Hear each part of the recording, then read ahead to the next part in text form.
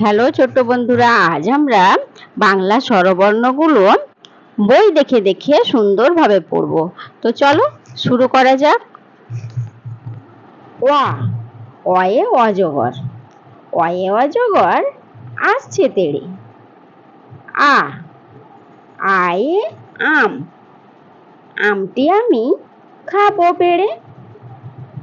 রসই, রসইতে ইঁদুর, ইঁদুর ছানা ভয়ে মরে।